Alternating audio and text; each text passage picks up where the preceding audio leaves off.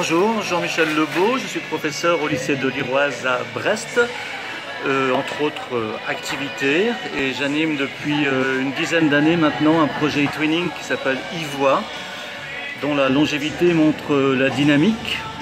C'est un partenariat e-twinning entre mes élèves qui sont en première L au lycée de l'Iroise à Brest et des lycéens italiens qui apprennent le français à Livourne. Tout le projet se passe en français et porte sur la littérature française comme moyen de créer du lien aussi et de montrer aux élèves combien nous avons une culture commune à partager et à réinventer. Alors comment ça marche? Le cœur du projet, c'est un blog iVoix qu'on peut trouver facilement.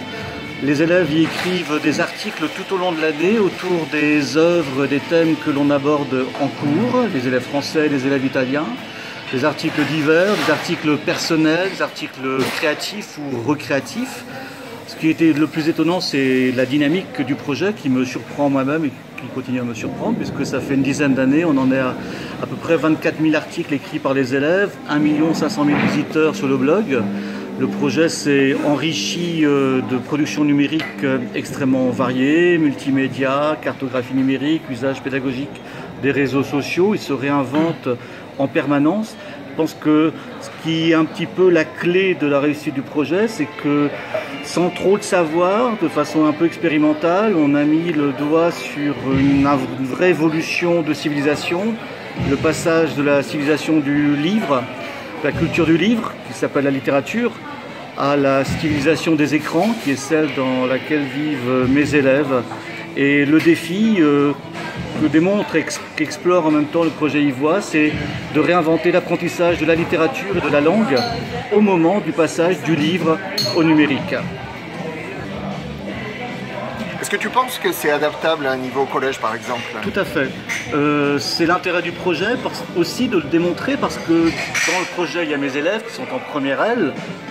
Donc certains considéreraient sans doute qu'ils ont un niveau un petit peu important en ce qui concerne la maîtrise de la langue et l'amour de la littérature, ce qui n'est pas vrai au départ, mais le projet est aussi mené par des élèves qui apprennent le français, langue étrangère, donc qui ont un niveau de maîtrise de la langue qui est extrêmement faible par rapport au mien.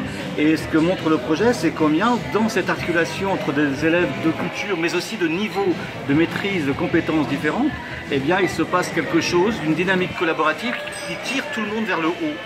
Ce projet, il est assez connu maintenant, il est diffusé beaucoup, et du coup je vois aussi, parce que je fais de la veille de par mes fonctions de formateur, combien un petit peu partout en France et dans le monde, des projets du même genre sont en train de se monter au lycée, mais aussi en collège, des blogs, des usages pédagogiques des réseaux sociaux, et aussi dans les écoles, où beaucoup de professeurs montrent combien par la créativité, à l'heure du numérique, on peut développer l'apprentissage de connaissances solides et de réelles compétences. Donc ça fonctionne. C'est compatible avec un apprentissage tel qu'il est décrit dans les programmes, peut-être des fois un petit peu formel, oui. Cette démarche de projet? Oui, c'est complémentaire de la façon de travailler habituelle.